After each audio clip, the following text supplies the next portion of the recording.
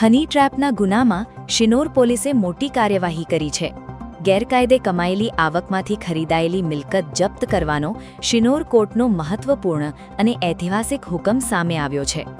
ભરૂચના પાલેજ ખાતે આવેલી અંદાજે 12.17 લાખ રૂપિયાની રહેણાંક મિલકત જપ્ત કરવાનો કોર્ટ દ્વારા આદેશ કરવામાં આવ્યો છે.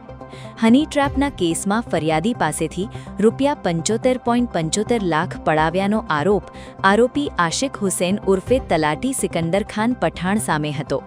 આ કેસમાં ગેરકાયદે રીતે મેળવેલી આવકમાંથી મિલકત ખરીદવામાં આવી હોવાના આધારે કાયદેસરની કાર્યવાહી હાથ ધરાઈ હતી.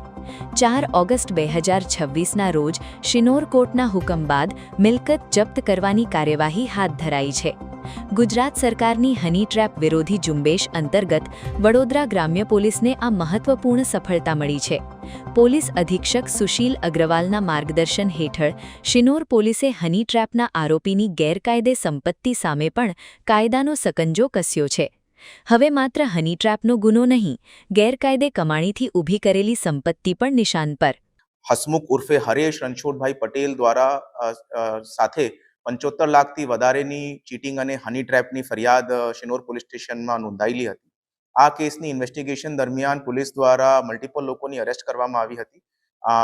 મલ્ટિપલ કેશ અને ગોલ્ડનું સીઝર કરવામાં આવ્યું હતું, જેની અંદર 14 લાખથી વધારે સોનાના જેવરાત પણ પોલીસ દ્વારા સીઝ કરવામાં આવ્યા હતા.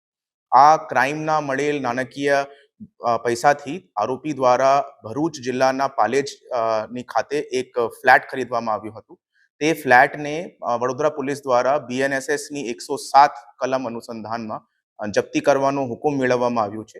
BNSSની 107 કલમ મુજબની આ પ્રથમ કાર્યવાહી વડોદરા જિલ્લાની અંદર છે અને આ કલમ અનુસંધાનમાં પોલીસ કોઈ પણ ગેરકાયદેસર ક્રાઇમથી વસાવેલી પ્રોપર્ટીને જપ્ત કરવાનો અધિકાર રાખે છે અને એને ધ્યાનમાં લઈને આ પ્રથમ કાર્યવાહી વડોદરા જિલ્લાની અંદર કરવામાં આવી છે.